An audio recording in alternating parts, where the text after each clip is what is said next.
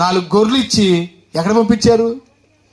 పో మేపుకోరా, నువ్వెందుకు పనికిరానోడు అన్నారు. ఎవరికి పనికిరానోడే దేవుడికి పనికొస్తాడనమాట. చేతుల పైకి చెప్పి హల్లెలూయా. 2 చేతుల పైకి హల్లెలూయా.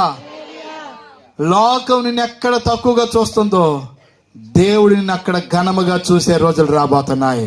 నమ్మితే గట్టిగా చప్పలు కొడితే దగ్గరగా స్తోత్రం దగ్గరగా హల్లెలూయా హల్లెలూయా. మనుషులందరూ